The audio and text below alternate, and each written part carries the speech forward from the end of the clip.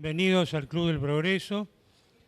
Tenemos una concurrencia extraordinaria que se corresponde con la importancia que le hemos asignado a este ciclo organizado por Luis Alberto Romero, Eduardo Lázari y Eduardo Zimmerman, que comienza hoy.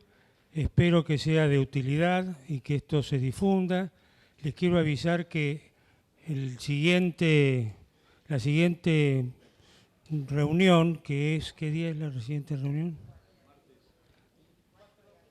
El martes 24 de abril, para evitar apuros de último momento, pueden inscribirse hoy mismo a la salida. Y lo mismo que si quieren consumir algo, lo pueden hacer. Bueno, lo dejo a Luis Alberto, que es el alma mater de esta reunión a cargo de... Buenas tardes, muchas gracias a todos ustedes. Estamos muy impresionados por la concurrencia, esperamos merecerlo. Cuando alguna vez planteé a la gente del club las ideas que yo tenía sobre qué estaba pasando hoy con la historia, en la reunión que tuvimos leí la declaración con la que se fundó el Club del Progreso en mayo de 1852, o sea, 3 meses después de la batalla de Caseros. En un fragmento dice, el propósito del club es conciliar en lo posible las opiniones políticas por medio de una discusión deliberada y de acuerdo con los principios de solidaridad y pluralismo. Eso es finalmente lo que a mí personalmente me parece que habría que tratar de hacer con la manera en que nosotros los argentinos conocemos y nos relacionamos con nuestro pasado histórico. Por supuesto, siempre ha sido un lugar de conflicto y es natural que así sea, pero a mí me parece que en este momento este conflicto está mucho más duro que nunca, ¿no? Y ya no se trata de temas de debate, sino de posiciones que no quieren ni oír hablar de lo que piensa la otra, ¿no? Si alguno de ustedes sigue lo que están estudiando sus hijos o nietos en las escuelas a propósito de esta historia o de muchas otras, seguramente va a asombrarse del relato muy duro, muy ideologizado que está instalado en los libros de texto y obviamente en los docentes. Quizás si saben un poco más se asombren de la cantidad de mitos que forman parte de ese relato e incluso de un falseamiento muy grueso de la información, ¿no? Esto tiene que ver, por supuesto, con las pasiones políticas del presente, pero me parece que a la vez estas ideas duras sobre el pasado son un elemento del conflicto, son un elemento de eso que suele llamarse la grieta. Y por eso es que me parece que este propósito del Club del Progreso, de fomentar una conversación argumentada, razonada y plural, en el sentido de que queremos escucharnos los unos a los otros, puede aplicarse a tratar de mejorar entre todos nuestra idea del pasado. En este ciclo ustedes van a escuchar a gente que se ocupa del pasado, la mayoría de ellos historiadores, algunos historiadores que perfectamente, aunque no sean de formación, los consideramos también historiadores, que para enfocar estos temas, donde de algún modo son los nudos de una larga polémica, una larga querella sobre el pasado, proponen 3 cosas que tienen que ver con nuestra experiencia profesional. La primera es lo del respeto de los hechos y de la verdad. Hay hechos que son verdaderos, a partir de los cuales se constituyen explicaciones muy variadas, pero que de algún modo deben remitir a ese núcleo de verdad que no puede ser falseado y que nuestro trabajo de historiador consiste en encontrarlo y además advertir cuando hay ese falsamiento.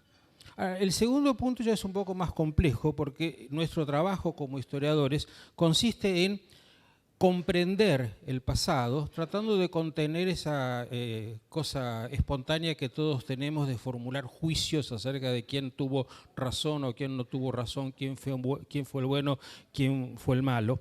Comprender el pasado significa, en primer lugar, ser capaz de ponerse en los zapatos del protagonista o de los distintos protagonistas, sabiendo que piensan, que valoran, que tienen actitudes y finalmente que actúan de maneras que son diferentes de las nuestras.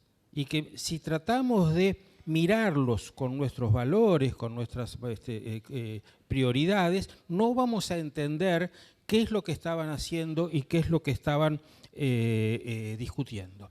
Esta actitud comprensiva yo creo que es uno de los grandes aportes que la historia y otras ciencias sociales pueden hacer a la conocimiento y a la conversación de los ciudadanos acerca del pasado.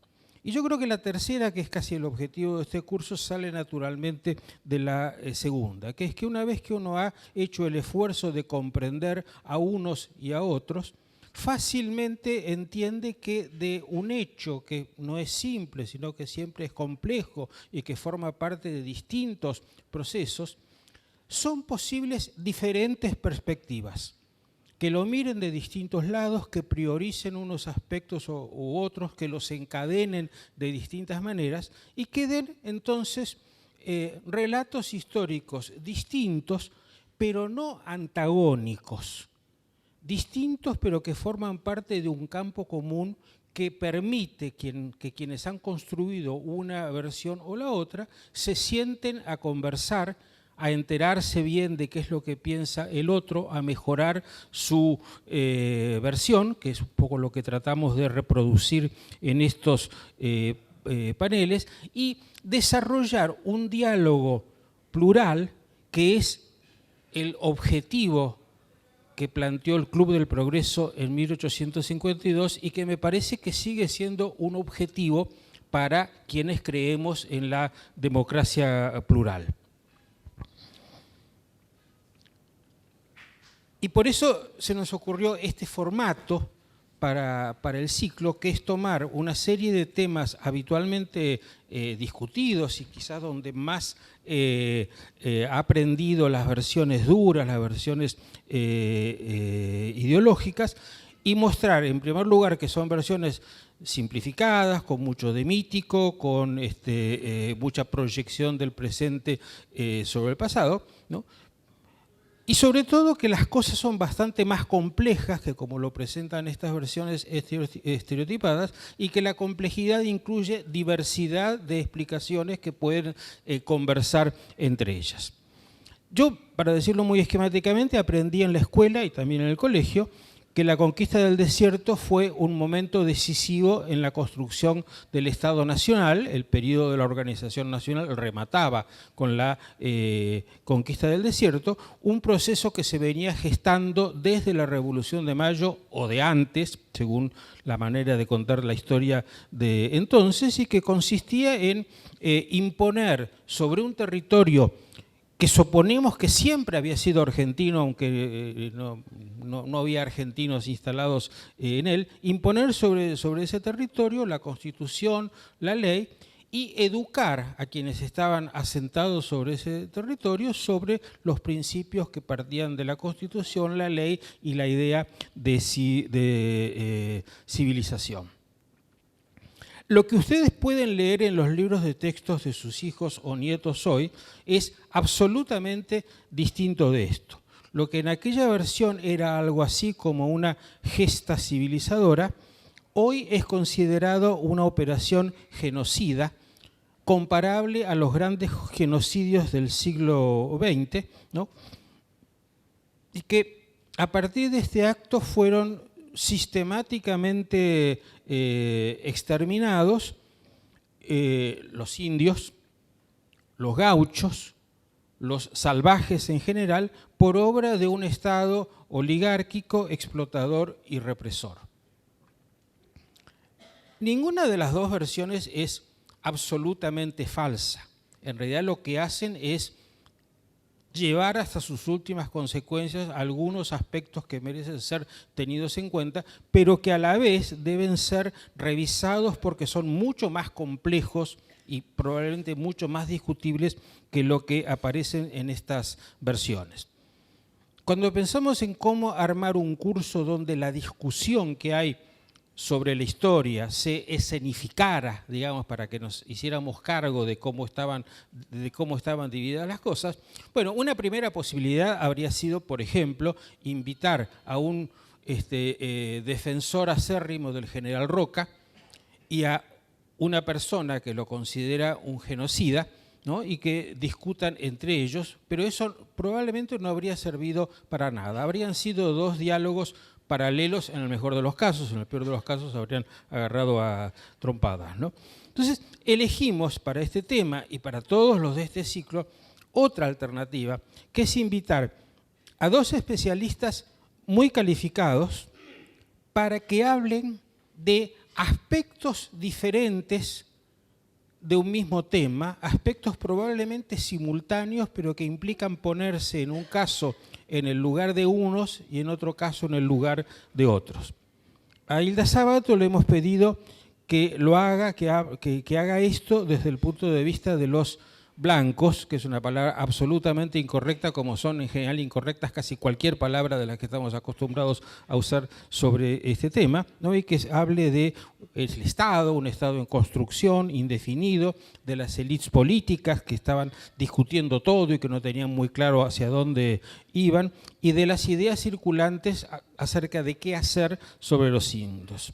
A Ingrid de Jong le pedimos que hiciera una cosa similar desde el punto de vista de los indios, otra palabra que hay que mejor poner entre comillas, explicando quiénes eran, cuáles eran sus formas de vida, sus creencias y valores, no en abstracto, sino finalmente en los siglos anteriores a la conquista del desierto, desarrollados en una larguísima coexistencia con los blancos en un escenario que es apasionante para ver esta relación, que es la frontera.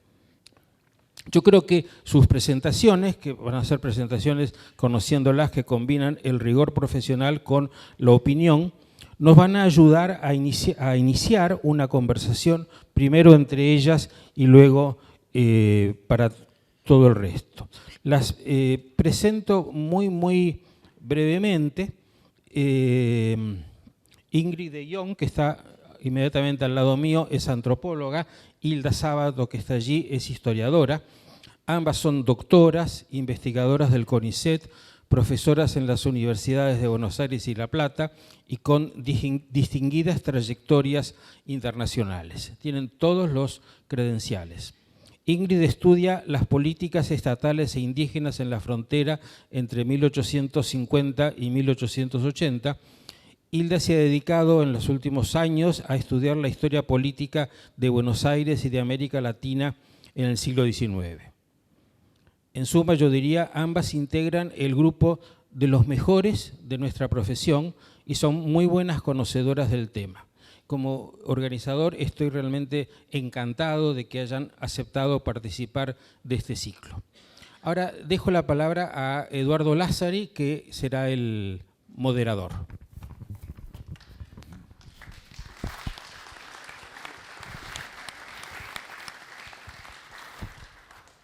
Bueno, buenas tardes. Estoy un poco cascado de la voz, disculpen. Voy a contar un poco las reglas en las que vamos a transitar por este debate.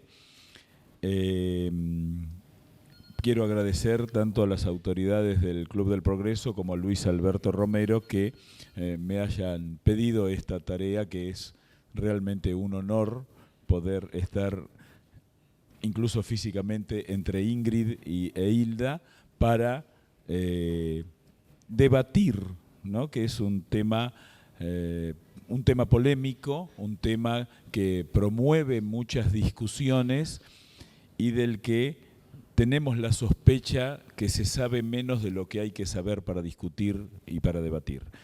La idea es que va a haber 2 exposiciones de 20 minutos de cada una de nuestras disertantes, luego 10 minutos de comentarios recíprocos, es decir, Ingrid va a comentar desde su perspectiva lo que Hilda explicó, Hilda va a hacer lo mismo con lo que Ingrid explicó, y luego de esa dinámica vamos a pasar a las preguntas.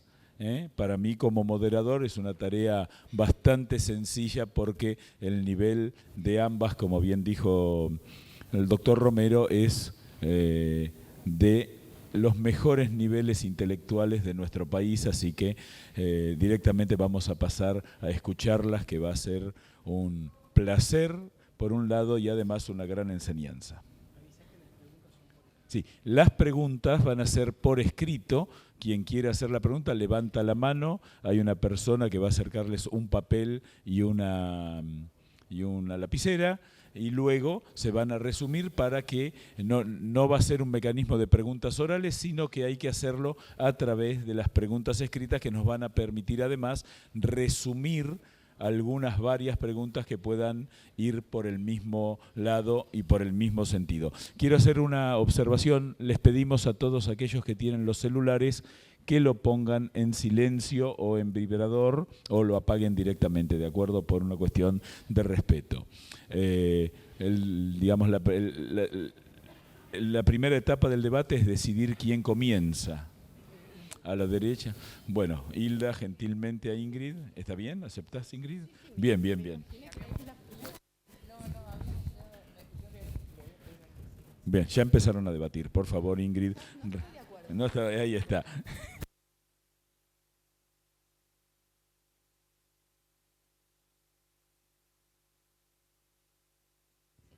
Hola. Bueno, buenos días o buenas tardes, depende. A todos, quiero agradecer mucho a Luis. ¿Hola? Hola, sí.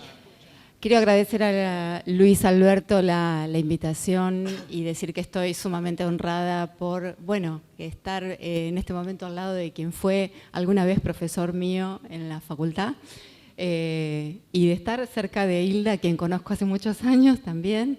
Y agradezco mucho tu participación, Eduardo Lázari. Bueno, yo aquí voy a presentar algo que espero sea sintético, no extenderme mucho, pero que de alguna manera presenta los resultados o el consenso que hay dentro de cierta área de trabajo en la antropología histórica, en el medio académico, acerca de las relaciones entre el Estado nacional y la población indígena en la segunda mitad del siglo XIX, y esto involucra justamente a la campaña del desierto. Hablar de la campaña del desierto es abordar un tema difícil, controvertido, porque tiene muchas aristas. Por un lado, porque lo que digamos los cientistas sociales puede restar o fortalecer la legitimidad de ciertos posicionamientos indígenas y no indígenas en la actualidad, que se basan en una cierta interpretación del pasado. Entonces, por ese lado hay una gran responsabilidad. Por el otro lado, porque implica trabajar con imágenes que aparecen enseguida cuando se habla de la campaña del desierto y que ya funcionaban en el siglo XIX, cuando esta campaña se estaba por producir, que son imágenes muy acendradas, pero que hay que discutir, que hay que desarmar, como la de los indígenas de la Pampa como chilenos, o la del malón como hecho omnipresente, constante, predominante en la relación entre el Estado y las poblaciones indígenas. Finalmente, es un tema controvertido porque la campaña del desierto provoca, da lugar a hechos absolutamente contrastantes para ambas partes involucradas.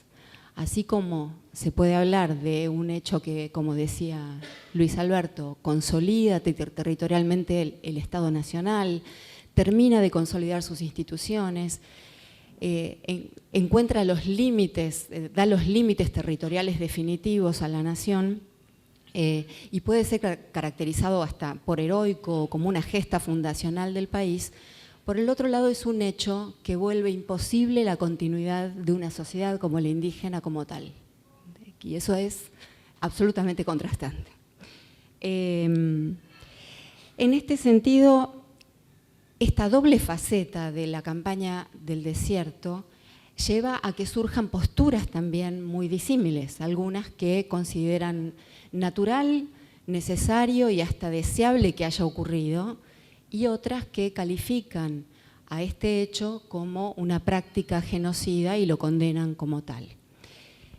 Mi aproximación aquí no intenta encontrar un punto medio en estas dos posiciones, porque claramente yo considero que las campañas del desierto forman parte de políticas sociales sistemáticas destinadas a hacer desaparecer, a eliminar a un grupo social como los indígenas o a gran parte de él. Sin embargo, yo no quiero, digamos, no me parece que el debate tenga que centrarse en si se aplica la noción de genocidio o no, porque por otra parte la categoría de genocidio es algo que se elabora, es distinta a la categoría jurídica de genocidio y se elabora, tiene, digamos, diversas definiciones desde las ciencias sociales, sino que me parece que como cientistas sociales es necesario, como antropólogos que hacen historia, correrse de este lugar que el genocidio le otorga a los indígenas, que es el de víctimas pasivas. Me parece que hay que correrse de este lugar de víctimas y reconstruir a los indígenas o indios, aquí vamos a hablar con total tranquilidad, vamos a usar estas categorías, hay que reconstruir a estos indígenas como actores, como sujetos de la historia. Desde sus horizontes, sus deseos, sus grandes heterogeneidades, sus distintas formas de conducirse, sus expectativas en relación al Estado. En historia decimos que cuando, analizando un contexto histórico, dejamos de fuera a un actor, estamos dejando no solo fuera un actor, sino una relación social. Entonces, lo que a mí me parece importante acá es reconstruir las relaciones que se venían dando antes de la conquista del desierto entre distintos funcionarios y sectores del Estado-Nación, de la sociedad nacional y distintos sectores de la sociedad indígena. ¿Por qué esto es importante? Porque si hay algo que clausura la campaña al desierto, no es solo a un conjunto de población, rompe con una relación social, una relación que los prejuicios historiográficos tradicionales califican de violenta, pero que nosotros vamos a ver que tienen otros contenidos. Entonces, cuando uno analiza la relación entre dos actores, está no solo conociendo cómo funciona cada uno de ellos, sino la parte de cada uno de ellos que se involucra con el otro. Es decir, si dejamos fuera a los indígenas, dejamos fuera también aquella parte del Estado que se vinculaba a los indígenas. Entonces nosotros tenemos que entender, o creo que el objetivo es entender, qué fue lo que clausuró, contra qué se armó la campaña del desierto, porque a su vez nos ayuda a entender qué debió hacer el Estado, qué mecanismos tuvo que implementar para destruir eso que consideraba un obstáculo. Y si nosotros nos preguntamos cuál es esa relación que unía al Estado en términos generales, voy a hablar de Estado y sociedad indígena para ser más práctica, aunque esto también se puede discutir.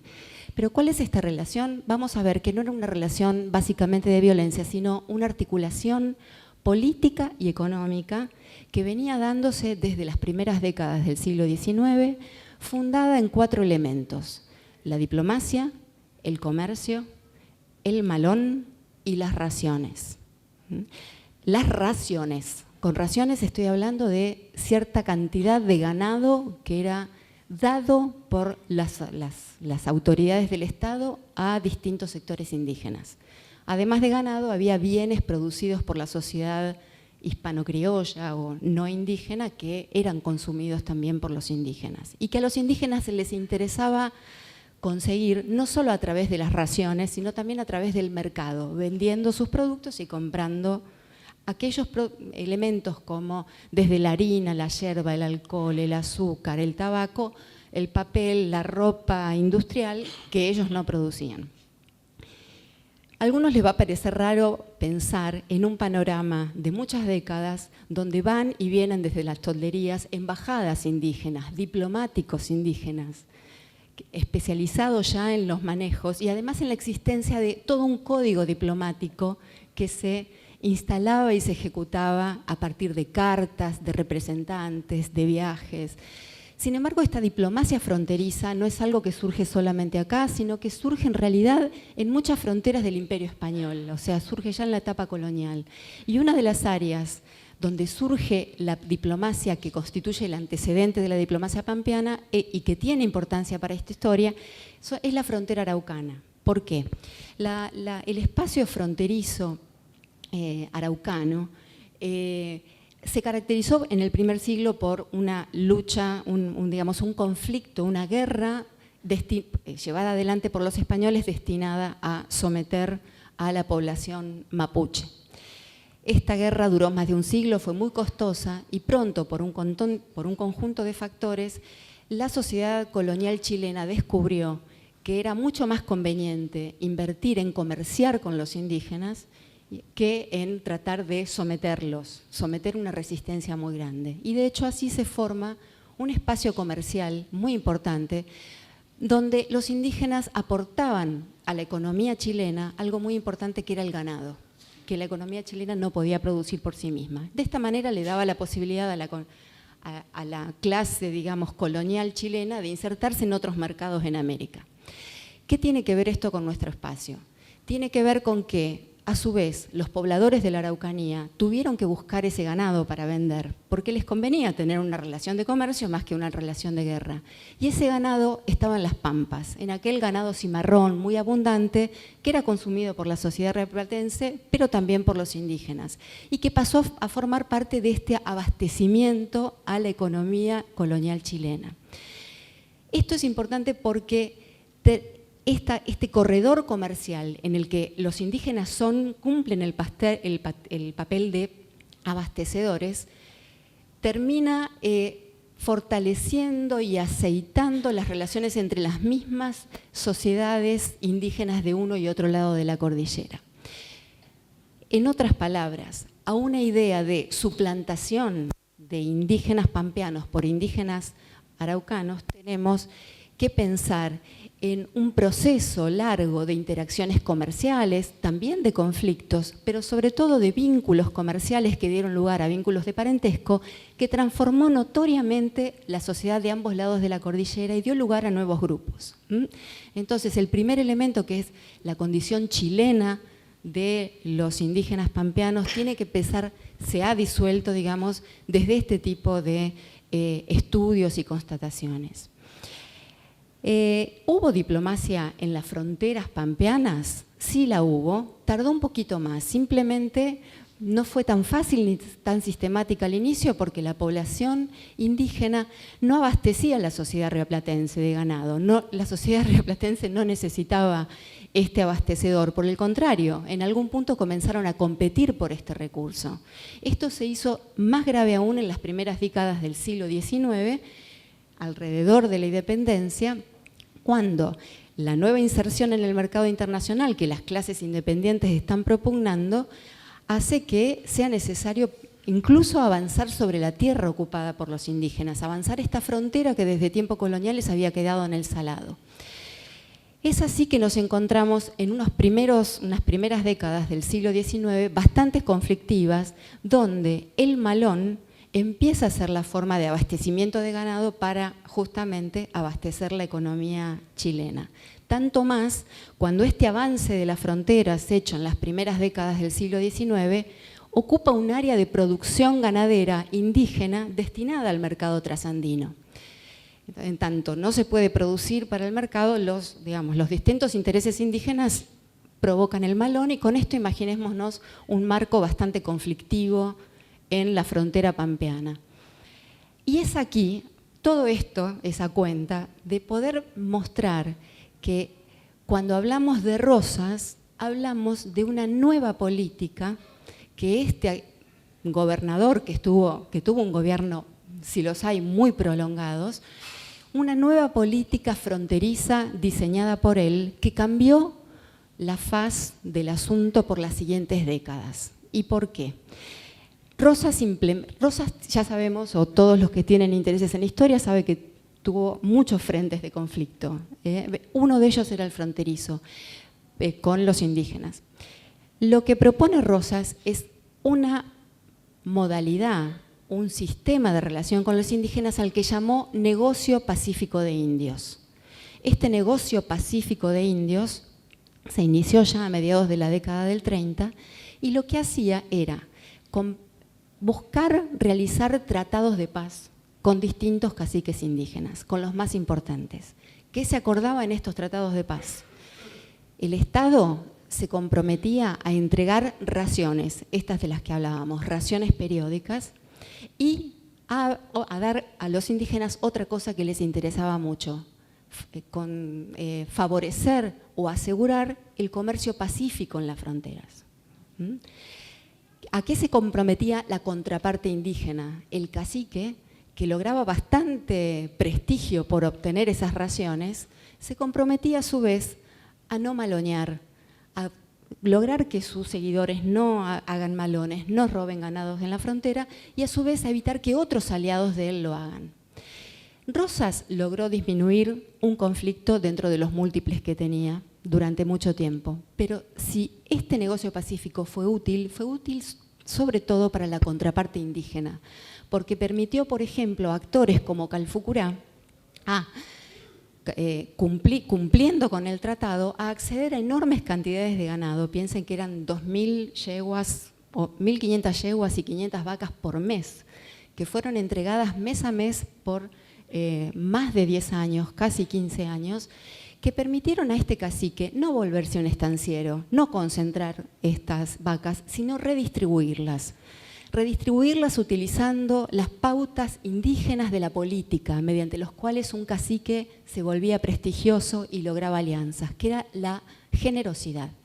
Calfucurá, situado en Salinas Grandes, muy cerca de la frontera, utiliza esas raciones periódicas para redistribuirlas entre distintos ámbitos de la Pampa, logrando así alianzas comerciales, de parentesco, no solo con todos los sectores pampeanos, sino también con sectores de la Araucanía.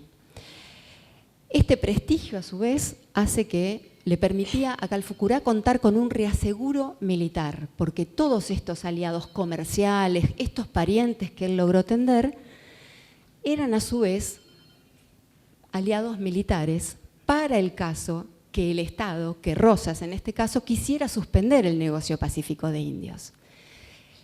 Si nos fijamos en las cartas, numerosas cartas que Calfucurá escribía, vamos a ver que él le pone a este sistema, a este modelo que se instauró hasta la década de 1880 como modelo de relación indígena con el Estado, le pone un nombre, que es el negocio de la paz. O sea, que si nos ponemos en Rosas como actor o en los funcionarios de Estado, digamos, en el interés del Estado respecto a los indígenas, podemos hablar de negocio pacífico de indios. Ahora, si haciendo este juego de buscar otras perspectivas y ver cuál era el interés indígena, si es que no está unificado, digamos, pero estamos hablando por lo menos de Calfucurá, si estamos buscando entender cuál era el interés de los indígenas en vincularse con el Estado, era por este negocio de la paz. Era muy ventajoso.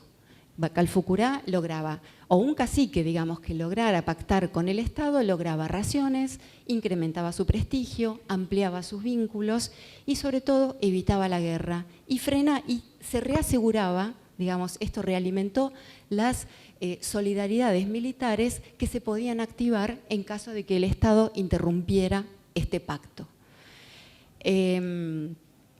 Bien, este es el negocio de la paz, que no quiero volverlo, digamos, ese es el término indígena, ya, ¿cómo no?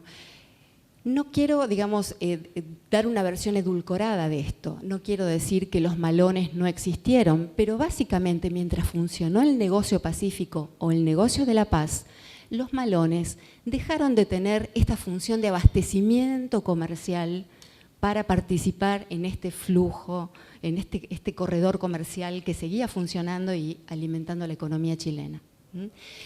¿Por qué? Porque había reemplazos para eso. Había raciones, se formaron planteles de ganado, los indígenas comenzaron a producir ganado dentro de sus propios campos. con esto no quiero decir que los malones desaparecieron del todo, continuaron algunos malones pequeños, pero los grandes malones, cuando sucedían, no eran actos de abastecimiento comercial, sino actos políticos.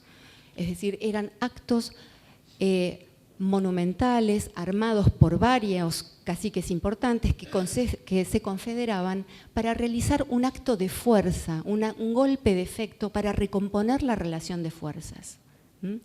Así llegamos entonces a las últimas décadas del siglo XIX. Y acá hay un cambio más. Continúa la política de tratados de paz o el negocio pacífico de indios, es decir, durante las presidencias de Mitre, la presidencia de Sarmiento, la presidencia de Avellaneda, los pactos, los tratados de paz son buscados activamente tanto por los caciques indígenas como por el propio Estado, porque son formas, al decir de Juan Cornell, un teniente de indios, encargado de los indios, decía: es una forma de entretener la paz mientras se va conquistando la tierra. Es decir, estamos en las últimas décadas ante un Estado que no tiene una capacidad militar para imponerse ante los indígenas, que tiene también otros frentes de conflicto y que encuentra en esta continuidad del pacto la posibilidad de frenar ataques indígenas y encuentra también la manera de disolver esta oposición conjunta que los indígenas podían hacer al armar grandes malones. De hecho, en la década de 1870, la última década antes de la conquista del desierto, esta política de tratados es aplicada en forma mucho más ampliada y en forma selectiva. ¿Por qué ampliada? Porque ya no es Calfucurá uno de los principales interlocutores diplomáticos. Por el contrario, el Estado le ofrece estos tratados de paz a un conjunto muy amplio de caciques de todo el campo indígena. ¿Qué logra con eso? Que Calfucurá sea uno más entre todos, disminuir la ascendencia del Calfucurá, que ya no recibe, digamos, 2.000 yeguas por mes, sino 2.000 yeguas cada trimestre, y que a los pocos años de firmado el tratado con Mitre comienza a ver disminuida la entrega de raciones porque el Estado deja de cumplir. Pero mientras tanto el Estado va activamente buscando realizar tratados con otros sectores del campo indígena, lo cual redunda en que la negociación política, las relaciones de dependencia económica de los indígenas respecto al Estado ya no están concentradas en una figura, en un líder, sino que son paralelas, están diversificadas. Cada cacique que tiene cierta importancia tiene su negocio de la paz con el Estado, y eso coarta, troquela, fragmenta las alianzas internas a la sociedad indígena. Por eso muchas veces se ha hablado de los tratados de paz como dispositivos de poder, es decir, dispositivos indirectos mediante los cuales el Estado logra un cierto orden interno a la sociedad indígena. En este caso, lo que intenta o lo que logra mínimamente es troquelar esta unidad, esta activación de las alianzas en forma militar. Ya termino.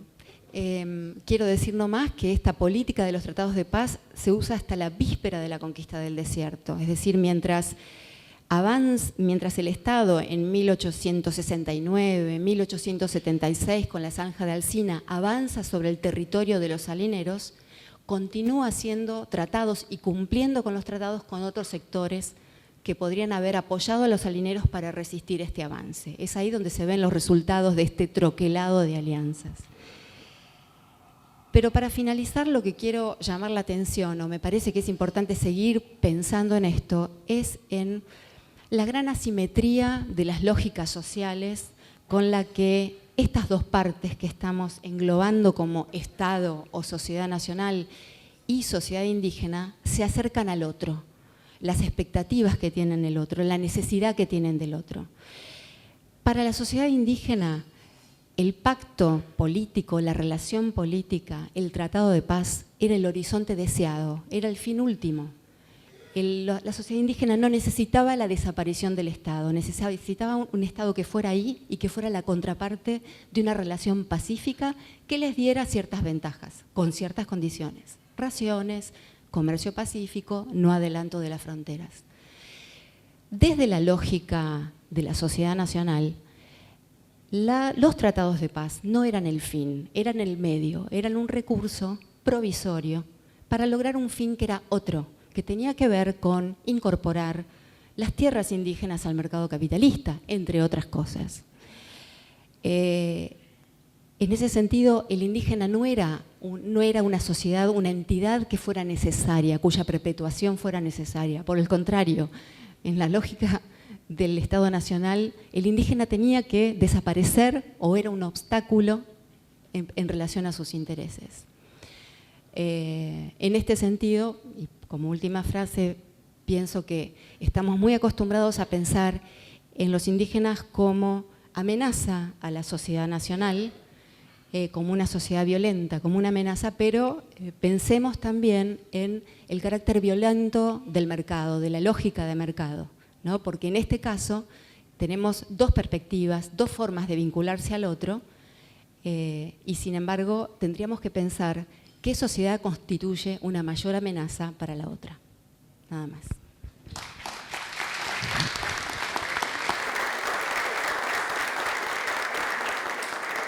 Bueno, quiero primero agradecer a Luis Alberto la invitación y la iniciativa de este ciclo, también al Club del Progreso, a Eduardo y por supuesto a todos ustedes por estar aquí a una hora que normalmente creo que estaríamos todos almorzando.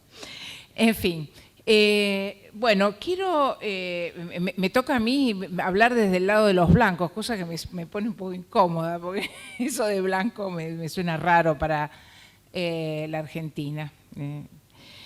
Pero bueno, de todas maneras, lo que me interesa a mí es plantear algún cuestionamiento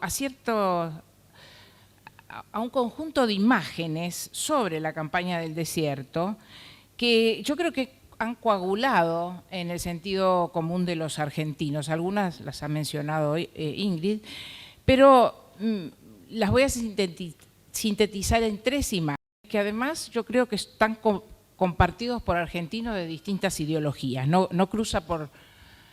se separa por la grieta, cruza la grieta, y que seguramente ustedes van a reconocer enseguida. Y me propongo interrogar esas imágenes a partir de lo que nos están enseñando las investigaciones recientes de historiadores y antropólogos, y son las siguientes. La primera es la de un Estado monolítico. De hecho, el título de esta sesión es El Estado, bueno, un Estado monolítico que a lo largo del siglo avanzó ineluctablemente hacia la conquista y dominio del territorio que hoy ocupa la República Argentina, lo que implicó el avance militar sistemático sobre quienes ocupaban buena parte de ese territorio, las sociedades indígenas. La segunda imagen es la de una clase dirigente, élite, oligarquía, como se le quiera llamar, homogénea en sus formas de entender y abordar la cuestión de los indios en función de la dicotomía civilización y barbarie. Y la tercera es la de la unanimidad en la sociedad, presunta unanimidad, en la sociedad argentina del 80 en favor del aniquilamiento total y definitivo de esos pueblos a través de una campaña militar. Comienzo por el Estado, que aparece como un actor central en el avance contra los indígenas de la Pampa Patagonia y de la región del Chaco, y cuyo fortalecimiento a partir de la década del 60 habría culminado precisamente con la conquista. Desde sus mismos orígenes, tal la imagen dominante, ese Estado habría buscado el dominio territorial, logro demorado por otras urgencias, pero siempre presente como objetivo de los gobiernos republicanos. Así, lo que ocurrió hacia el 80 se considera como un punto de llegada, inscripto ya en los orígenes mismos de la vida colectiva, como una meta de un camino trazado mucho tiempo atrás y finalmente alcanzado. Hoy sabemos, sin embargo, que la historia, como dijo Luis Alberto, es bastante más compleja. El fin de la colonia abrió en el Río de la Plata un proceso muy conflictivo de disputas en torno a la soberanía, y durante la primera mitad del siglo XIX, el ex virreinato se desarmó para dar lugar a una constelación de unidades políticas que se reclamaban soberanas.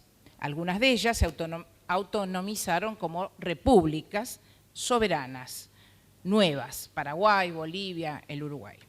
Otras, bajo el nombre de provincias, se organizaron como estados dentro de un esquema confederal que no reconocía un gobierno central. La gran novedad revolucionaria realmente de mediados de siglo fue la institución de una república federal, sancionada por la Constitución del 53. Las provincias, a través de ello, cedían parte de su soberanía en beneficio de una nueva, subrayo, instancia de poder central, en un esquema compartido que abrió un periodo de disputas en torno a las cuotas de poder respectivas y alcanzó su punto más alto con la escisión de Buenos Aires. La reunificación a principios de los años 60 no saldó las diferencias, pues si bien había por fin acuerdo respecto a la existencia de un gobierno federal, no había consenso en cuanto a su formato y sus características. Siguieron 2 décadas de confrontación entre quienes abogaban por una fuerte centralización estatal y quienes en cambio defendían una mayor cuota de poder para las provincias, incluyendo la de Buenos Aires, debo decir. La primera opción, la de la concentración, se impuso hacia 1880, aunque no definitivamente. Pero ese desenlace no era algo inevitable. Fue el resultado de una lucha política en que los centralizadores se impusieron sobre los otros, incluso en el campo de batalla. En ese marco de soberanías y poderes en competencia, la relación con los pueblos indígenas, que se habían mantenido autónomos del poder español y siguieron siéndolo frente a los gobiernos republicanos, fue muy variable. No había unidad en esos pueblos y no la había entre los cristianos.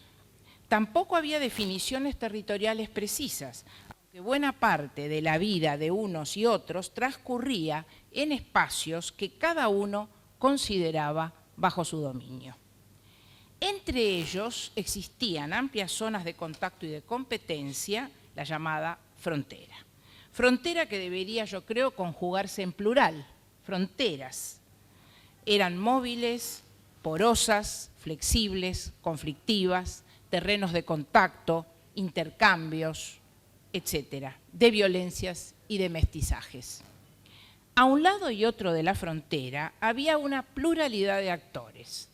Eso lo vimos bien del lado indígena en la exposición de Ingrid, pero del lado cristiano, para no usar Winca, también había una pluralidad de actores. Las autoridades, por llamarlas de alguna manera, de un lado de las sociedades indígenas, de las provincias republicanas, intervinieron desde temprano para regular los contactos y establecer las reglas de juego. Hoy sabemos que hubo diferentes momentos en las trayectorias de estas relaciones en que unos y otros definían los términos del intercambio. Hemos escuchado una hermosa descripción por parte de Ingrid de las relaciones que se dieron. Y quiero decir que de este lado no era un Estado el que hacía la relación, eran autoridades de distintas jurisdicciones y estados en plural, por decirlo de alguna manera. Bueno, pero al mismo, y esto dio lugar a los famosos tratados que ella explicó muy bien, así que no voy a detenerme en eso.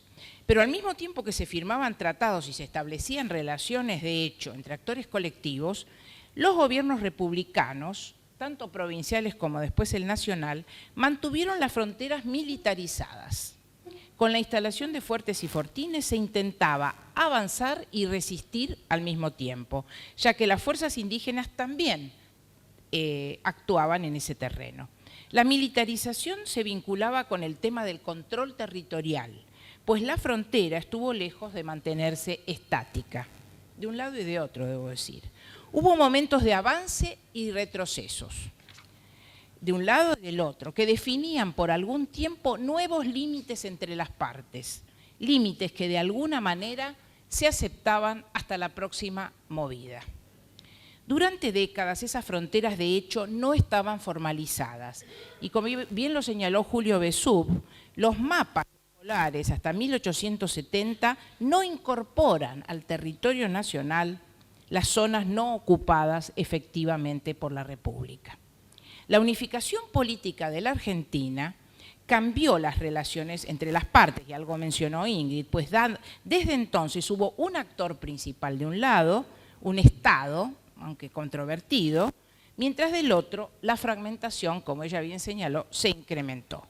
En ese marco, la Ley 215 de 1867 estableció unilateralmente una nueva meta territorial, al fijar el Río Negro como límite de los territorios indígenas, límite que por entonces estaba muy lejos del statu quo vigente.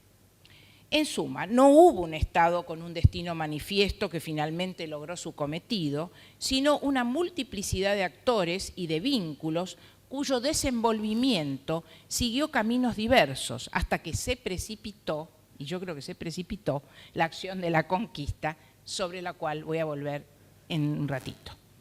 La segunda imagen, muy difundida, refiere a las dirigencias del país, que habrían tenido una visión uniforme sobre los indígenas. No voy a desarrollar este punto, sino apenas mencionarlos para poner en cuestión la idea de la unanimidad. La etapa independiente heredó algunas de las concepciones del orden colonial y católico previo, a la vez que incorporó otras nuevas, propias de las propuestas republicanas. La introducción de las formas de autogobierno, fundadas sobre el principio de soberanía popular, la igualdad y la libertad individuales, trastocaron las formas corporativas de antiguo régimen colonial, ¿no? Los nuevos ideales implicaban la disolución de las categorías estamentales y comunitarias anteriores y favorecían la equiparación de los hombres como ciudadanos de una comunidad mayor, la nación. Ese modelo no se impuso sin conflictos, pero fue alimentando un ideario que se convirtió en meta civilizatoria. Con ese marco, las sociedades indígenas que mantenían su organización autónoma comunal eran vistas como primitivas, ancladas en un estadio de la evolución humana destinado a ser superado inevitablemente. Por décadas, sin embargo, esa visión no impidió el establecimiento de relaciones con esos grupos, en tanto colectivos con los cuales se podía acordar los términos de convivencia. Hacia el último tercio del siglo XIX, sin embargo, esta situación fue cambiando. Con la difusión del positivismo y de las nuevas teorías científicas, se afianzó una versión del otro indígena como radicalmente diferente, un ser humano biológica, racialmente distinto. Su transformación civilizatoria en esa versión no se alcanzaría a través de su natural evolución, como pensaban antes, sino que debía imponerse desde afuera. Correspondía a la sociedad de los blancos, ahora sí blancos, forzar la liquidación de sus valores, instituciones, costumbres y prácticas comunitarias e imponerles las propias de la sociedad moderna. Esta concepción fue permeando el sentido común de la época y logró amplios consensos, no solo en la Argentina, por cierto. Hubo voces críticas, pero ellas no referían tanto al diagnóstico, sino a las maneras de, comillas, civilizar e integrar a los indígenas a la nación argentina. Llegamos así a la coyuntura de la conquista y al tercer punto, cuando se conjugaron diferentes cuestiones que llevaron a la decisión de terminar con las sociedades indígenas. En 1875, vencida la Revolución Mitrista, un Avellaneda presidente decía: la cuestión fronteras es la primera cuestión de todas. Suprimir a los indios y las fronteras no implica, en otros términos, sino poblar el desierto. Tocaba al Estado argentino, ahora sí al Estado argentino, abordar esta cuestión de una vez por todas. Además de los motivos de tipo ideológico y cultural que ya mencioné, otras razones de peso apuntaban en la misma dirección. Para entonces ganaban terreno las posturas políticas que abogaban por concentrar poder en un Estado nacional, posturas antes muy controvertidas, que debía, por lo tanto, fortalecerse. El dominio territorial era fundamental en ese sentido. Ocupar la Patagonia para acabar con la amenaza por parte de Chile, a la vez que dar al Estado Nacional autoridad efectiva sobre espacios en el sur y en el nordeste que hasta el momento estaban en conflicto y fuera de su control. Al mismo tiempo, la crisis económica mostraba la urgencia de incorporar nuevas tierras al proceso productivo y a la vez que terminar con las inseguridades de la amplia faja de frontera. Pero si ese era el objetivo, la política de Avellaneda en esa materia tuvo también sus matices. En una primera etapa se llevó adelante el plan diseñado por el ministro de Guerra Alsina para ocupar progresivamente el territorio hasta la nueva línea de frontera fijada en el Río Negro y Neuquén, la famosa franja, zanja. Y en inducir, y esto es muy importante, creo yo, la asimilación gradual de los indígenas a la sociedad argentina. Se trataba de incorporar 2.000 leguas de tierras para ponerlas en producción a partir de la instalación de población y de la integración de los indígenas convertidos del trazado del ferrocarril, del telégrafo y otras medidas que él llamaba civilizatorias. A pesar de las críticas recibidas, este plan siguió su curso durante un año, pero la muerte de Alsina y su reemplazo por el general Roca imprimieron un giro que yo creo importante en la estrategia oficial. Se pasó a una etapa más ofensiva, pues según el nuevo ministro, cito, es necesario ir directamente a buscar al indio a su guarida para someterlo o expulsarlo, oponiéndole enseguida no una zanja abierta en la tierra por la mano del hombre, sino la grande e insuperable barrera del Río Negro. Siempre es el Río Negro, quiero subrayar. Había pues que terminar con los indios, sus modos de vida, su capacidad de acción. Tengo coro, tengo competencia. Bueno, esa propuesta se discutió intensamente en el Congreso, no es que todos estaban de acuerdo, pero finalmente se aprobó y bajo el comando de Roca las fuerzas nacionales avanzaron con poca resistencia. En poco tiempo, buena parte de los grupos fueron diezmados y desarticulados y los restantes fueron expulsados al sur de la nueva línea de frontera. Pero poco después también serían perseguidos allí hasta su total desaparición como sociedades con organización e identidad propia. Algo más tarde se procedió también con el Chaco. De esta manera drástica, se terminó con décadas de conflictiva convivencia de sociedades diferentes en un amplio, ¿dónde estoy? En un espacio parcialmente compartido y en disputa. Se la reemplazó por el dominio de una sociedad sobre las demás y sobre el conjunto del territorio.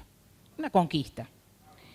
Esta conquista implicó la incorporación de más de 15.000 leguas de tierra al territorio argentino, la afirmación de la soberanía de la República sobre regiones antes en disputa, la consolidación del poder del Estado central y el fortalecimiento del ejército.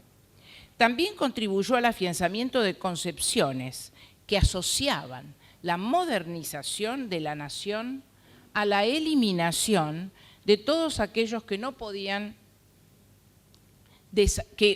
podían desafiar el patrón civilizatorio dominante. Una postura que más tarde tendría mucha influencia. Bueno, este desenlace, y ya termino, no significó, sin embargo, una unanimidad en cuanto a cómo proceder con la población vencida. La versión de que la conquista llevó a la aniquilación física de la población indígena hoy está muy desacreditada. Para dar una idea muy parcial, según cifras oficiales, citadas por el investigador Enrique Maces, la campaña de Roca dejó unos 1.300 indios de lanza muertos en combate, mientras que el resto, unos 13.000 para esa etapa, ¿no?, fueron prisioneros y quedaron a disposición del gobierno nacional. Se terminó, en cambio, con sus estructuras comunitarias, lo que abrió el debate público sobre qué hacer con los indígenas despojados de sus lugares de inserción y sus lazos de pertenencia. Proyectos de incorporarlos en colonias mixtas, hubo muchos proyectos, quiero decir que sobre esto hubo un gran debate, proyectos distintos, se descartaron soluciones como la norteamericana, se probaron varias cosas, entre otras la creación de colonias mixtas con inmigrantes y criollos, o el otorgamiento de tierras en zonas alejadas, etcétera, todo lo cual tuvo pobres resultados. Y en realidad lo que predominó en el primer momento, después las cosas fueron cambiando y complicándose, fue el llamado sistema de distribución, que consistió en repartir a las mujeres y los chicos en casas de familia para el servicio doméstico, mientras que hombres adultos eran entregados para el trabajo en establecimientos de distinto tipo y sobre todo incorporados a las filas del ejército. Muchos de ellos terminaron como soldados. Suponían los que implementaban estas políticas que disueltos sus lazos comunitarios e integrados a la ciudadanía como individuos, se habrían de fundir en la nacionalidad argentina. Para lograr ese objetivo no se ahorraron violencias que marcaron el destino de la mayoría de ellos y sus descendientes por varias generaciones. En una historia que ahora tiene nueva vigencia en estos tiempos en que nos replanteamos cómo debe ser nuestra nación y nuestra democracia. Gracias. En primer lugar, además de agradecerle a ambas disertantes, aquellas personas que quieran proponer alguna pregunta, por favor, este es el momento de hacerla porque ahora va a haber un intercambio sobre la posición de la otra disertante por cada una de ellas y luego vamos directamente a las preguntas, así que quienes deseen un papel para escribirlas, este es el momento de pedirlo levantando la mano. Los papeles ya los tienen, entonces, perdón, las preguntas levanten la mano para que las pasemos a buscar. ¿De acuerdo? Bueno, voy a pedir un par de definiciones para aclarar. Una es pedirle a Ingrid, además de tus observaciones sobre lo que Hilda ha comentado, definir la frontera. Cuando hablamos de la frontera, ¿de qué espacio geográfico estamos hablando con alguna secuencia del tiempo? ¿Sí? Después, a cualquiera de las dos, el tema de las campañas al desierto, es decir, que no fue solo la del 79, sino las anteriores, y el tema de los tratados de paz firmados, que creo que por los rostros que yo veía es algo novedoso como idea. Así que bueno, Ingrid, entonces, tu visión desde lo que acaba de decir Hilda. El de las distintas campañas que hubo previamente, la de Rodríguez, la de Rosas, es decir, que como que no fue novedoso el tema, pero lo puede contestar Hilda porque es desde el lado del Estado. Bueno. Sí. Perdón, yo me he ubicado en el medio para evitar que el debate alcance determinado calor. No, la verdad que no es la intención ni tampoco hay elementos, pero sí hay la posibilidad de dialogar o resaltar algunos aspectos que uno puede poner incluso a discusión. Comienzo con lo que vos habías planteado. ¿Qué es la frontera? Bueno, hay algunas referencias como las de Mónica Quijada a la frontera como una frontera porosa, ¿no? Movible, flexible. Y esto es absolutamente verdad. En términos formales, la frontera de la sociedad colonial con los indígenas que estaban en las Pampas, al principio pasó por el río Salado, digamos, los primeros tratados de paz hechos en 1716, 1742, creo, Cocangapol, fijaron, entre autoridades coloniales y autoridades indígenas, fijaron convencionalmente esta frontera natural. Pero no siempre las fronteras naturales eran equivalentes a las áreas de población que ocupaba cada sociedad, ni tampoco equivalían a la línea militarizada de fuertes, que durante gran parte del siglo XVIII no existió. Recién a mediados del siglo XVIII se arma una línea militarizada de fuertes que está unos kilómetros antes del Salado. Sin embargo, la frontera de población atraviesa el Salado mucho antes que los militares, porque mucha población rural pasa, que tiene buen vínculo con los indígenas y con permiso de estos, pasa abajo del Salado y va poblando el sur. Es sobre esta población que también se consolida luego nuevas expansiones de la frontera, como la realizada por campañas militares y por otras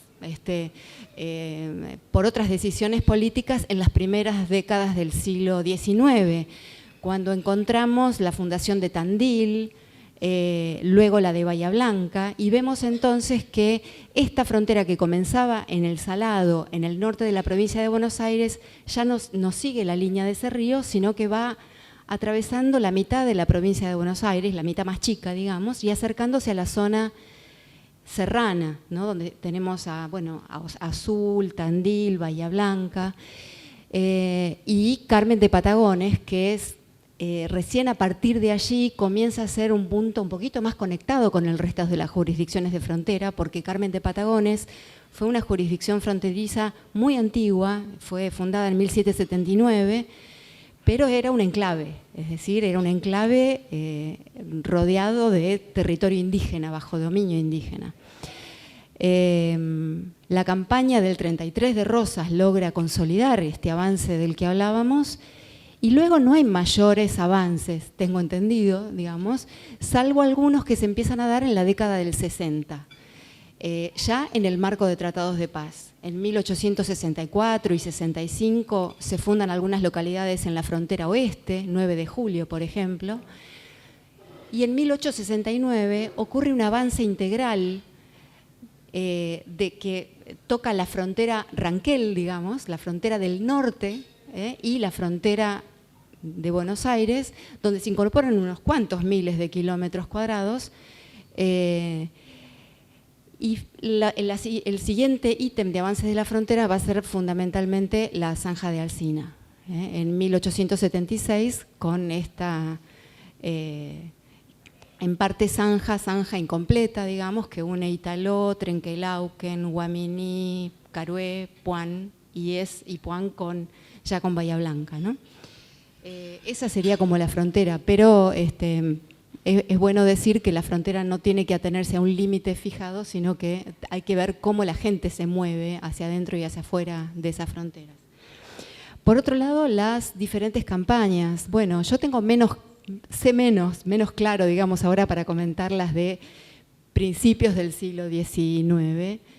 Sí, también, por supuesto, la campaña de Rosas. Sí, ahí le paso. Se llamó también Campaña al Desierto, fue una campaña un poco trunca porque Rosas no consiguió que otras columnas que iban a salir de Mendoza y de San Luis llegaran a donde tenían que llegar, etcétera, pero tuvo sus efectos muy importantes también. Y quizás es esa acción de la campaña de Rosas la que despeja un poco el camino político a nuevos actores como Calfucurá, que aparece y se instala luego de finalizada la campaña de Rosas. Y con eso yo quería agregar un comentario que era que me parece que todavía hay que pensar en el factor estratégico que significó Calfucurá para un Rosas que obviamente no tenía el dominio completo del Estado porque no había un Estado unificado y estaba lejos esto de dirimirse, decidirse o ganarse como objetivo. Pero el tener un aliado indígena que garantizaba el comportamiento de distintas parcialidades indígenas en diversas fronteras, le permitió a Rosas de alguna manera unificar cierto sector de la política, controlar las fronteras en su conjunto, más allá de que las distintas provincias-estados no tuvieran no garantizaran, digamos, una solidaridad o una lealtad u obediencia a Rosas, ¿no? Pienso que eso se puede, que es un tema, digamos, para ver si es realmente así o no. Y después, como comentarios generales, no tengo mucho que discutir con todo lo que aporta Hilda, por supuesto. Voy a hacer un esfuerzo. Sí pensar, bueno, me parece que como abogado del diablo hay que, me parece que toda moda, proceso de cambio en las ideologías acerca del otro está también enmarcada en procesos económicos, digamos.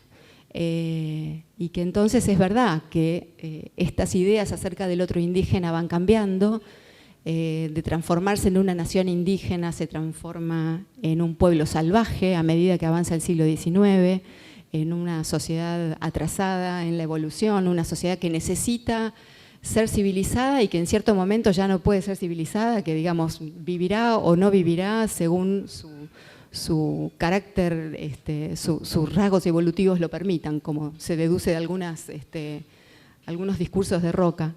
Pero bueno, esto también se enmarca, digamos, por supuesto que estoy de acuerdo y no tengo que estarlo yo, es algo que es consenso entre los historiadores, que no hay una ideología unificada, hay muchas posiciones en contra de la campaña del desierto y los métodos que se llevaron a cabo.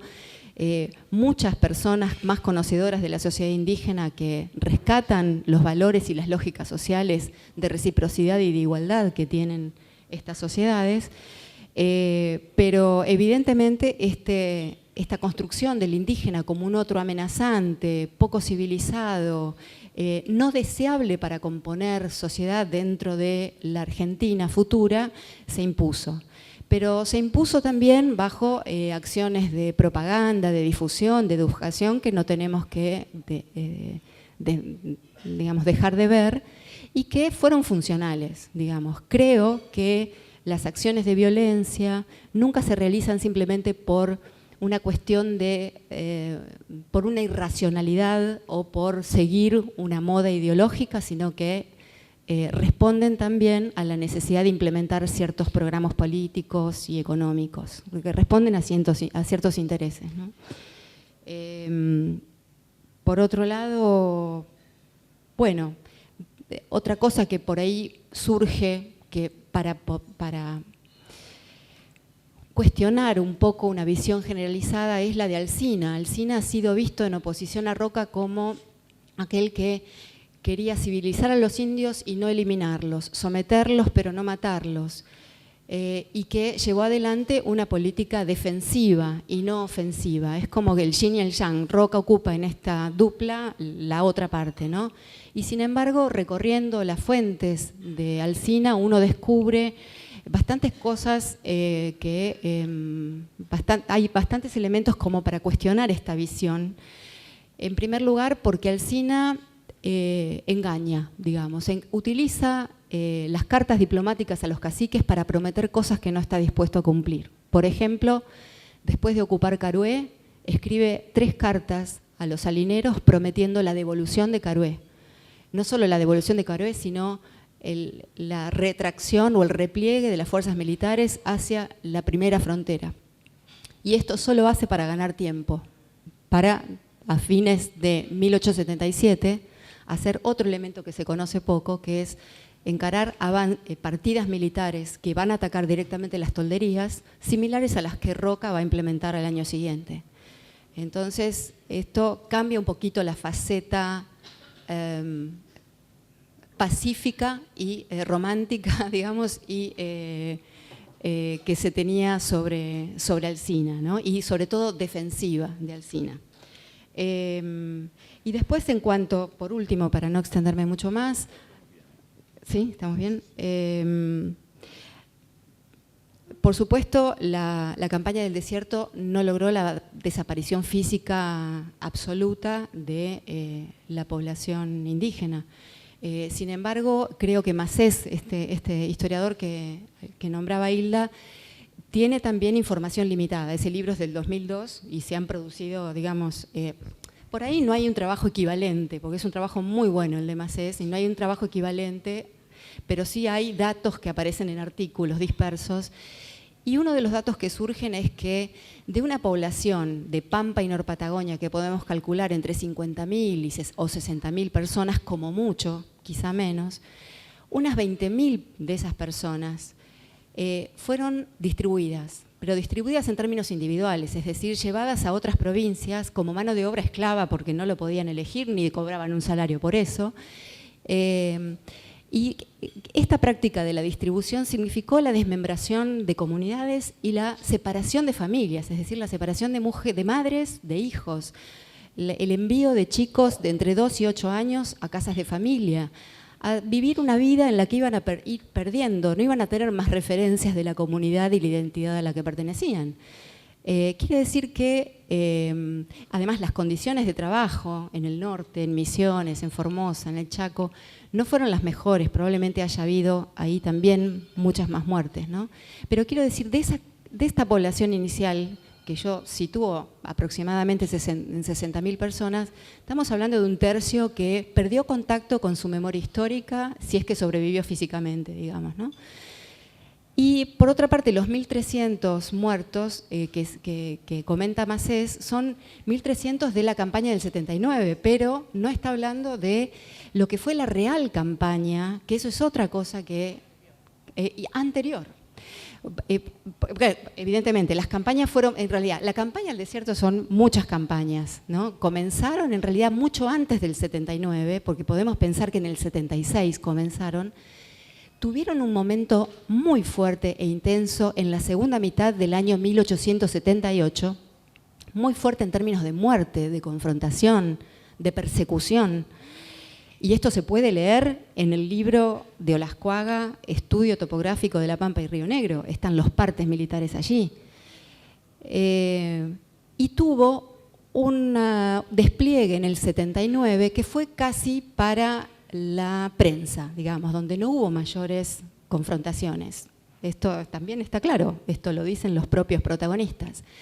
Y volvió a tener momentos de fuerte confrontación militar del 80 al 85, o del 80 al 84, porque se supone que con la entrega de Saigüeque el 1 de enero de 1885 finalizan las campañas.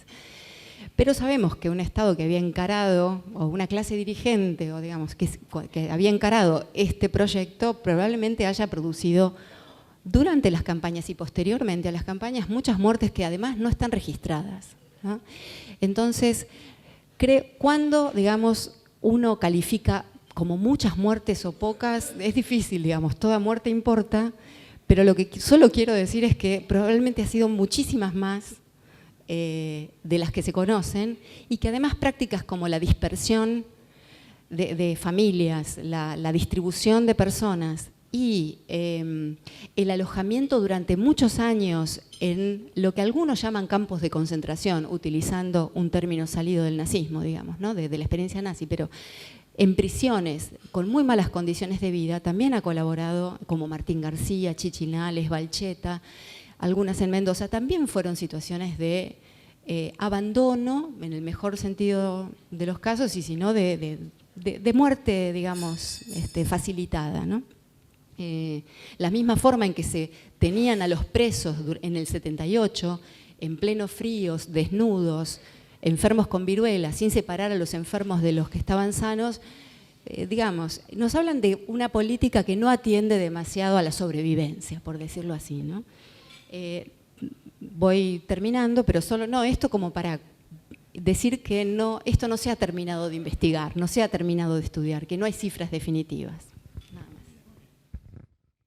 Porque el último tema que planteó Ingrid, porque a mí me parece que cuando uno piensa en campañas de ocupación territorial, se podría señalar en este caso o lo que yo quería señalar en este caso, y lo que me parece que la historiografía dice, más allá de las cifras, es que el objetivo no era convertir a la Patagonia en un desierto, o sea, hacer al revés. No era la idea de agarrar a los indios y masacrarlos. Esta no aparece, o por lo menos yo no lo vi, como proyecto, y me parece que además no correspondería al tipo de ideario del momento, sino que el punto central era justamente lo que dije yo y dijiste vos, que era destruir su cultura, desarmar sus estructuras, sacarlos del lugar donde estaban, convertirlos, los convirtieron en, como ella dice, semiesclavos, trabajadores forzados, prisioneros, sirvientes, etcétera, bajo además ¿cómo se diría? No la excusa, porque yo creo que además había una real intención en un sentido de convertirlos en argentinos, por decirlo de alguna manera. No era, y en ese sentido no era aislarlos como conjunto y ponerlos en reducciones donde aparecieran claramente como diferentes, lo cual podía haber sido mejor o peor, eso no lo discuto. Lo que digo es que la idea o la concepción de lo que se quería era convertirlos en ciudadanos argentinos. De hecho, debo decir, como todos sabemos, que los indígenas estaban, digamos, no había ninguna mácula respecto del indígena a su condición de votante, por ejemplo, ¿no? No se los distinguía específicamente para que, como personas que no podían formar parte de la ciudadanía argentina. Por el contrario, se los buscaba en muchos casos incorporar a las fuerzas políticas en los casos en que en que se podía. Lo que quiero decir con esto es que la destrucción es de una cultura y eso no es ni más ni menos genocida que lo otro, digo. Y por lo tanto no es que uno dice no destruyeron a las personas y esto los hace mejores. No, es una manera diferente de acabar con lo que ellos consideraban un problema. Y al mismo tiempo consecuente con algunos ideales que sostenían, y ahí voy a ir a lo de la ideología, que los pensaban idealmente como incorporables. Una vez destruidas sus formas de vida, lo que ellos consideraban como mecanismos bárbaros de existencia, incorporables sí a la sociedad argentina. Por eso hubo tantas discusiones respecto a la educación de los niños, de los chicos que al mismo tiempo que los mandaban de sirvientes a casas de familia junto con las mujeres, por otro lado se discutía la escolaridad, la incorporación, la asimilación. Todo esto es muy contradictorio, pero es la forma en que las cosas, me parece a mí, sucedieron. El estigma, esto no quiere decir que se le borrara el estigma que ya para entonces era racial, y no lo era necesariamente 100 años antes, pero que ya para entonces era racial, y que, como ustedes saben, siguió en nuestro país y sigue distinguiendo o discriminando a las personas que evidentemente no tienen algún pasado indígena, por sus rasgos físicos. Al mismo tiempo es evidente que la mayor parte de ellos se incorporó finalmente en las clases, digamos, a los sectores más bajos y más explotados de la sociedad argentina. Eso también es algo que han estudiado muy bien los antropólogos. Bueno, entonces el problema no es cuántos murieron, y eso está muy bien, hay que estudiarlo, es parte importante de la investigación, sino el hecho de que murieran más o menos en cuanto a individuos, lo que se destruyó fue una forma de vida, y por lo tanto se destruyeron sociedades enteras en función de un plan supuestamente civilizatorio y que tenía en ese sentido sus bemoles. Bueno, ese es un punto. El otro punto que quiero referirme es a la idea de la ideología. Yo ahí sí que me puedo pelear con Ingrid sobre este tema, que no tiene que ver con los indígenas, sino con la concepción de la influencia que tienen las ideas en la vida de la gente. Yo creo que las ideologías, las maneras de pensar, las concepciones del mundo son fundamentales en la acción de los hombres y en la acción política. Y efectivamente no me parece que haya un proceso haya intereses primero y luego ideología, o viceversa, ¿no? Sino que la cabeza de los hombres se trama de maneras muy complejas, donde seguramente las ideologías, los intereses orientan hacia la ideología, pero las ideologías son suficientemente fuertes como para provocar guerras en el mundo, ¿no? De hecho, las guerras de religión son un ejemplo, y explicar las guerras de religión solo por motivos económicos me parece simplista. En este caso, yo creo que efectivamente, no solo en la Argentina, hubo en el mundo una transformación de las maneras de mirar. Digo, yo no soy especialista en esto, pero todos los estudiosos de la cuestión de las ideas a fin del siglo pasado muestran la aparición del racismo como forma congelada de análisis de la gente, la cuestión de la noción esta de que el hombre biológicamente está determinado y por lo tanto es imposible cambiar ciertos rasgos, que afectó la manera de mirar a las poblaciones indígenas, me parece a mí de manera muy importante, porque las cuestiones económicas, que son importantes, el problema de las tierras es importante, pero también es importante el problema de la construcción del Estado, de la ocupación territorial, y la ocupación territorial no tiene solo que ver con las vacas. De hecho, hay una gran proporción de la Patagonia que no tuvo inmediatamente productividad desde el punto de vista de la sociedad central. Era más importante, a mí me parece, otras dimensiones de la ocupación, políticas, pero también ideológicas en el sentido de no es posible una nación que tenga sociedades diferentes adentro. No hay la idea de que es posible sostener un espacio con otras sociedades, con otras culturas, esto es considerado una aberración a partir de cierto momento, y esto es lo que alimenta, si se quiere, la posibilidad de llevar adelante lo que la campaña, en la forma en que se llevó, no las campañas al desierto en general, sino esa campaña en particular y esa manera de presentar la campaña que lleva a Roca a decir hay que buscar a los indios en la guarida, y que es distinta de las anteriores,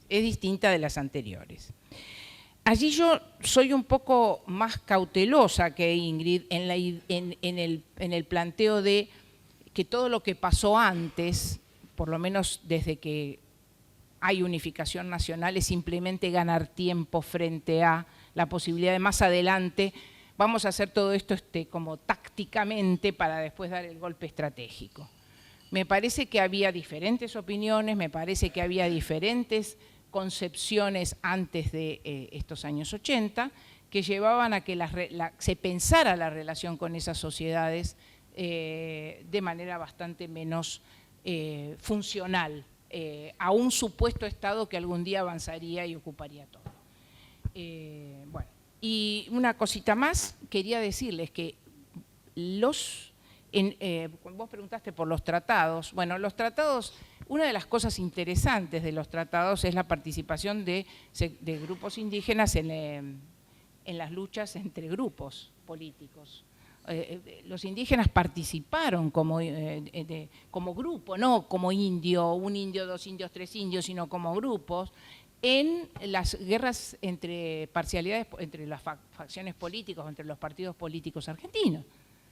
Mitre tenía indios amigos que participaban con él en la Revolución del 74, también lo tenían los otros. Los indígenas participaron en las luchas políticas de los grupos políticos argentinos y también, y eso lo dijimos, pero lo repito, también participaron cuando los sectores, digamos, blancos, por decirlo de alguna manera, peleaban contra ciertos, o avanzaban contra ciertos grupos indígenas, lo hacían con aliados de otros grupos indígenas. De manera que ahí la cosa es bastante interesante de analizar para ver el papel que esos indígenas tuvieron, y no fue menor, en muchas de las campañas políticas.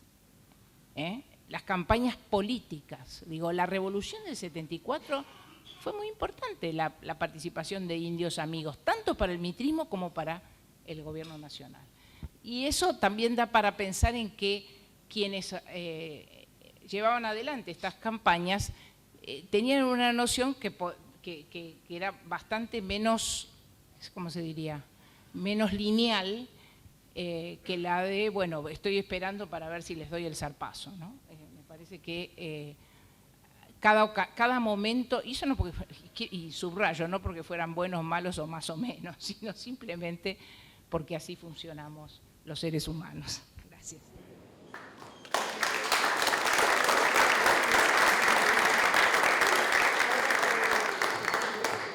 Vamos a utilizar el siguiente sistema para terminar en tiempo, que es, hemos condensado todas las preguntas en 5 preguntas y cada uno de ustedes dispone de 1 minuto en el que voy a ser contundente, ¿de acuerdo? 1 minuto para responder cada una, pero de alguna manera van a confirmar conceptos ya existentes. La primera pregunta es, ¿por qué no podían ser incorporados los indígenas al Estado Nacional, como en otros países? El tema de qué países, hace lo mismo, respondo a la pregunta. En realidad, bueno, ahí parte de la respuesta es que no hubo demasiados países, ¿no?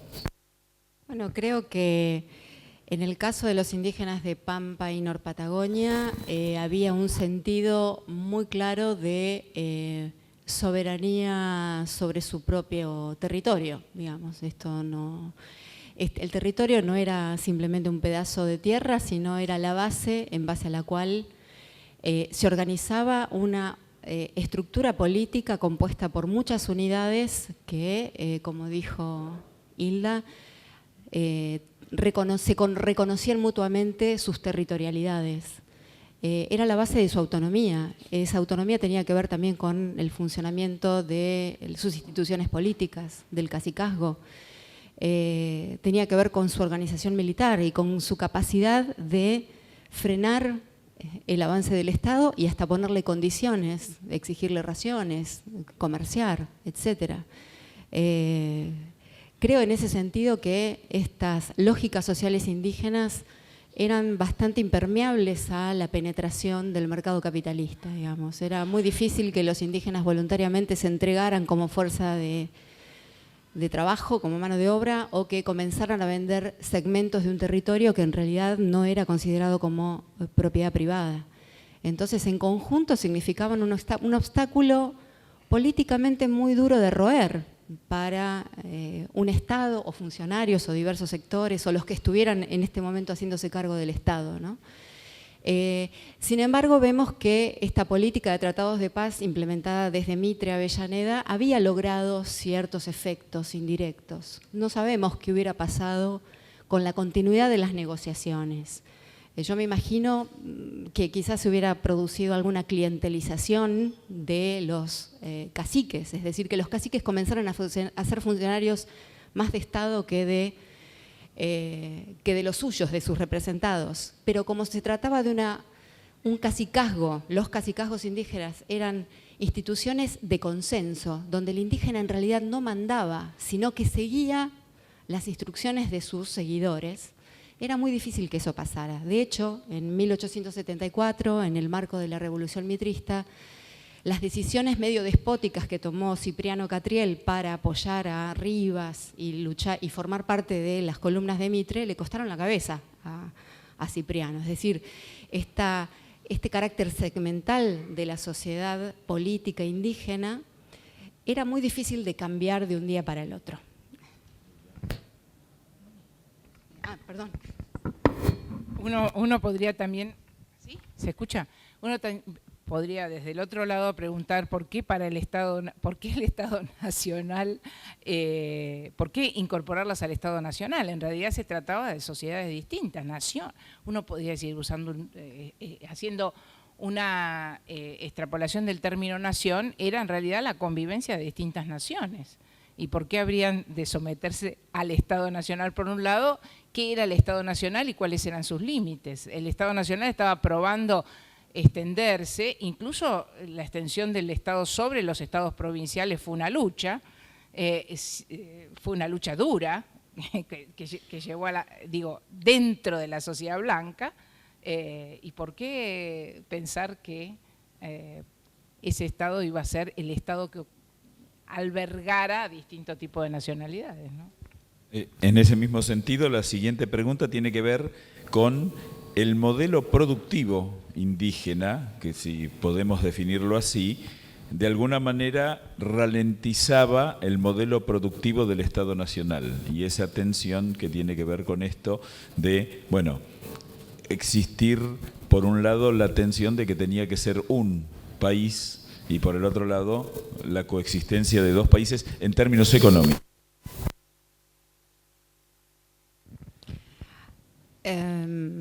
A ver, el Estado argentino poco tiempo o durante las mismas campañas del desierto promovió la llegada de muchísimos inmigrantes, ¿no?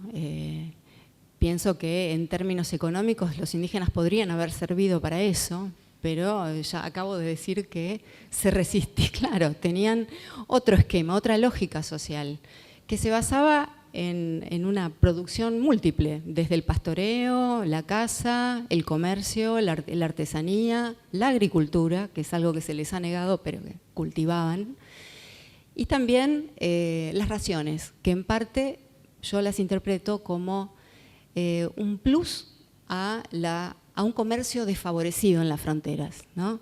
Digamos, no todas las raciones llegaban a la economía indígena porque parte se las quedaba el jefe, el comandante de fronteras, parte el proveedor. Había una corrupción en torno a la entrega de raciones muy importante. Y en parte las raciones que llegaban… Lo vamos a tratar en otro debate. ¿Cómo no? Lo que llegaba a la sociedad indígena a través del cacique permitía, bueno, a este cacique no consumir la CEL, sino, bueno, hacer un uso político y de reafirmación de alianzas, ¿no? Yo no sé si esto demoraba o no, digamos, a ver, plantear que la sociedad indígena y su uso del territorio demoraba el desarrollo argentino es plantear que el territorio era argentino, algo que yo discutiría, digamos. Totalmente de acuerdo, y agregaría algo más. En realidad, una política, para hacer historia ficción, una política de tratados de paz con naciones, sociedades que están ocupando un territorio que ambos reclaman como propio o van a querer considerar como propio, no hubiera impedido en absoluto que la expansión productiva en la zona que terminó siendo la zona más importante de la expansión pampeana, que es precisamente al norte de donde estaban las sociedades indígenas. Tampoco era necesaria la mano de obra, porque como bien dijo Ingrid, para entonces ya la mano de obra importante, interesante como trabajadores era la mano de obra inmigrante. Por lo tanto, no me parece que, por cierto que la expansión territorial, la cuestión de las tierras no es menor, pero hasta cierto punto, ¿no? Podía haberse hecho a través de tratados de paz que garantizaran hasta cierto lugar que era, por otro lado, la zona más rica de la Argentina, se mantuviera en manos o se asegurara para el Estado argentino, ¿no? Bueno, vamos a poner un nuevo actor. ¿La Iglesia qué papel tuvo en el proceso? ¿Acompañó o solo miró? Terminamos a las 4. Bueno, nosotros, lo que me olvidé de contar es que los que estamos trabajando en estos temas usamos cartas, porque una nueva mirada, cuando, digamos, se empezó a considerar al indio como un sujeto histórico, se empezó a hacer visible que podían producir cartas, comunicarse políticamente, compartir códigos con la sociedad nacional y tener contactos políticos. Entre esos contactos políticos que aparecen en las cartas está el arzobispo Federico Aneiros, por ejemplo. También está la orden lazarista y Federico Salver, creo, Federico le estoy inventando el nombre, Salver, Jorge María Salver, el que fundó la capilla de Luján, digamos, la iglesia de Luján. Y estos, también Marcos Donati, franciscano, ubicado en Río Cuarto. Es decir, hay unos cuantos actores, también Domingo Milanesio, quien es el que facilita la rendición de Namuncurá y lo ayuda a conseguir tierras en Junín de los Andes. Muchos actores de la iglesia, además de los salesianos que formaron parte de la conquista, las campañas del desierto, muchos actores que se comunicaron y sirvieron de mediadores políticos bastante valiosos en este contexto para las distintas agrupaciones o cacicazgos indígenas. Lo que vemos es que, si bien esto sirvió de mediación, no fue muy efectiva en el sentido que no lograron revertir el curso general de los acontecimientos. Pero sí que estuvieron ahí, que fueron interlocutores válidos de muchos caciques. Y terminamos con una pregunta que es el origen geográfico de los llamados pueblos originarios o pueblos indígenas. La discusión sobre el origen chileno de algunos, el origen argentino de otros. Esto cae dentro del campo de la antropología histórica más claramente. Bueno, esto depende, digamos, hay que pensar que los vínculos entre las poblaciones indígenas del este y oeste cordillerano ya existían antes de la llegada de los españoles. También es verdad que la llegada de los españoles creó situaciones de mercado y de comercio que, como yo contaba antes, facilitaron estos contactos. Por lo tanto, no puede hablarse de indios chilenos y indios argentinos, digamos, porque eso ya es atribuirles una nacionalidad que nunca habían querido tener. Sí quiero aclarar que la palabra indio chileno es muy común y la usaban incluso los indios de las Pampas para referirse a los indígenas cuya territorialidad estaba en las cordilleras o del otro lado de las cordilleras. Porque Chile es un término colonial, o sea, Chile comienza a funcionar ya en la época colonial. Entonces, en general, las categorías con que los indígenas se nombran a sí mismos y sobre todo con las que nombran a los demás son situacionales. Pehuenche significa gente de los pehuenes, Ranculche, gente de los ranqueles, Huiliche significa gente del sur, Picunche, gente del norte. ¿Quién es Picunche y quién es Huiliche? Va a depender de dónde esté situado el que está usando esas palabras. En este sentido, los indios chilenos era un término que fue sobre todo utilizado por los que estaban en las Pampas. Pero esto no significa una atribución de nacionalidad. Quiero además aclarar que si es por el origen de los indios de la Araucanía, hay algunos investigadores como Ricardo Latcham que adscriben el origen poblacional de los habitantes de la Araucanía a pobladores de la zona de Cuyo. Pero esto mucho antes de que llegaran los españoles. Pero esto no los hace argentinos a los chilenos, porque Argentina no estaba ni pensada, digamos, no estaban ni pensados los españoles. Claro, con esto quiero decir que estas categorías, estas atribuciones de pertenencia son algo que tiene mucho que ver con nuestras necesidades del presente, son clasificaciones bastante arbitrarias y que además son clasificaciones que ya en épocas pasadas ya tenían un uso político por los propios indígenas. Cuando se habla de los aucas, se habla de los levantados. Auca es un término que significa sublevado, rebelde, y es un término quechua que ya usaban los incas para los que estaban en los límites del imperio inca. Probablemente auca fue derivando en araucano, pero en los hechos los indios de la Pampa hablaban de los aucas como los que venían de Chile, pero auca connotaba no solo araucanos, sino que eran rebeldes a las territorialidades de ellos, era una etapa de conflicto. Es decir, toda categoría es histórica y tiene diferentes usos y diferentes sentidos. Los grupos políticos, los grupos identitarios no tienen siempre el mismo nombre, ni son siempre el mismo grupo.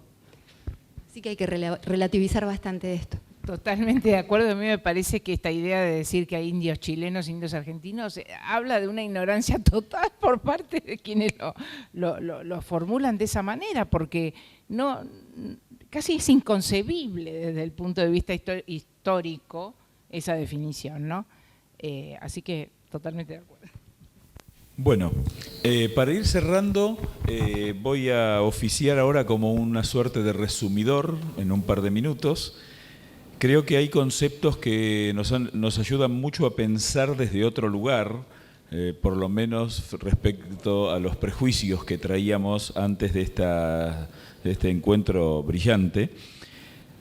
la idea de que no hay víctimas y victimarios, sino dos actores en la circunstancia. Actores que luego algunos son víctimas y algunos son victimarios. La idea de la enorme cantidad de relaciones diplomáticas y comerciales que había entre estos dos actores. Se incorporó y quedó como un título simplemente, pero la campaña al desierto abarcó la Patagonia, pero también el Chaco, campaña que no existe en el relato histórico argentino prácticamente, digamos, de divulgación.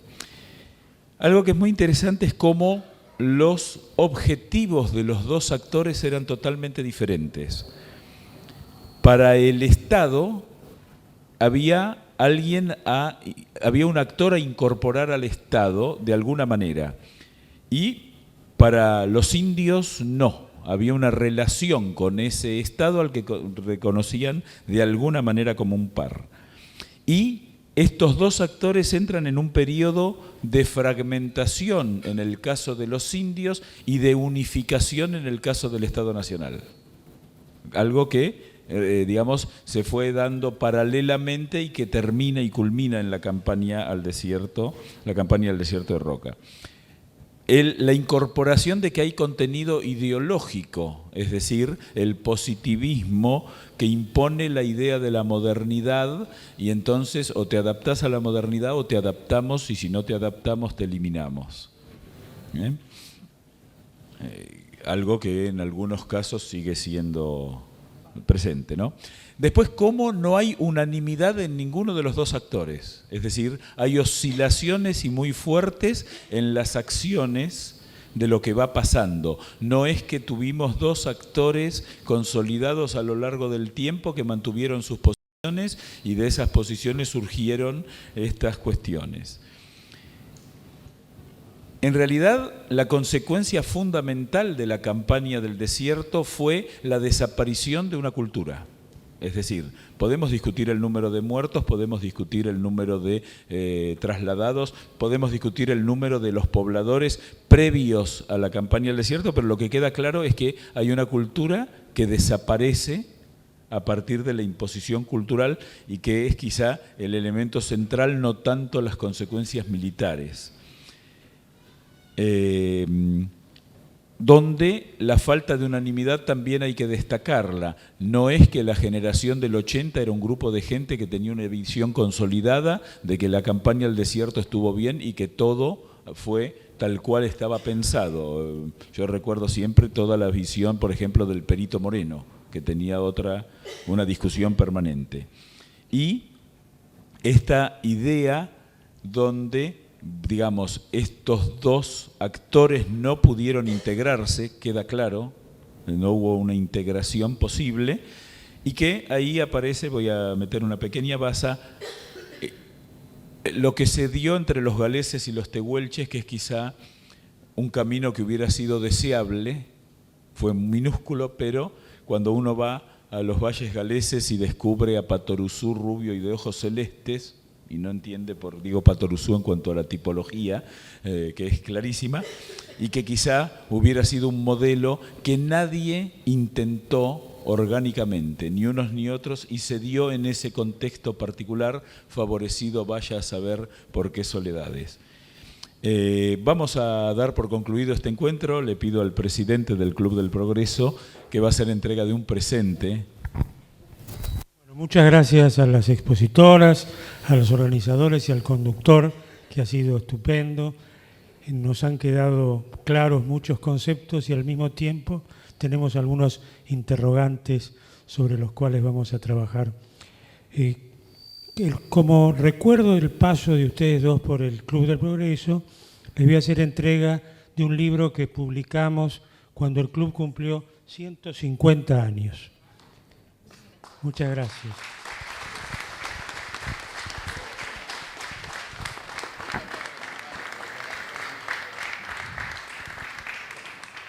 Una última indicación. Quienes quieran anotarse para el próximo encuentro pueden hacerlo al salir, y le voy a pedir a nuestras dos disertantes que se pongan de pie y que voy a pedirle a todos que les brinden un aplauso.